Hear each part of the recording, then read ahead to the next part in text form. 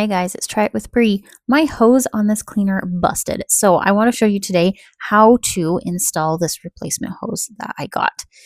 It did not come with directions, so instead of having to look up a different video, here's one for you. First, we're going to remove all of these screws, and then we're going to take off our two side water containers.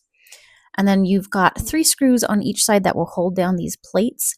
And that is the next thing that we will need to remove. So just unscrewing them, it is helpful to have a magnet dish or something to keep everything contained. Once you've unscrewed those, we're just going to pop them out. And then there is a little pump down here, and we need to get to that. There is 2 screws on this as well, so we're going to pull those out too. There are washers on these ones, so make sure you either pay attention when you're putting things back or you keep them separate. We're then going to go back to the bottom and we're going to pop off this bottom piece. There is a little part that you have to click. And we're just going to get that loosened up because the hose is what we need to get to. So as we pull this hose out, there is a little metal clamp that you have to undo, and then we have to wiggle that hose out and pull it through to get it out.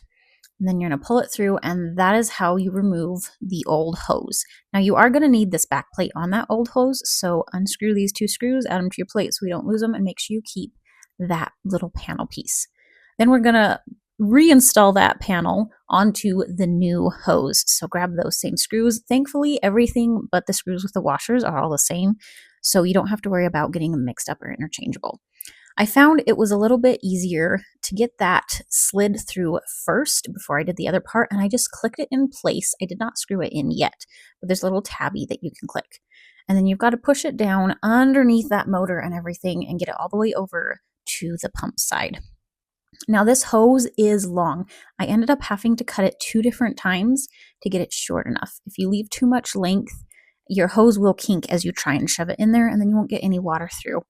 So make sure that you test it once or twice if you need. So don't cut it too short, but if you leave too much length, it will get stuck and kind of kinked. So then we shove that back onto the edge, and then we use that little metal clamp. You need pliers for that. At least I did, because it fried my fingers trying to do it without.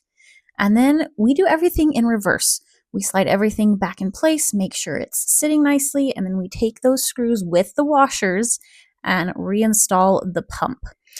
And then we're going to reinstall our cover plates. Everything is covered and in place as well.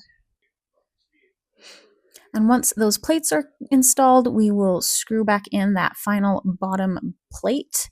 Make sure everything's nice and tight. Do not over tighten these, as it is just screwing the plastic and we don't want to rip anything.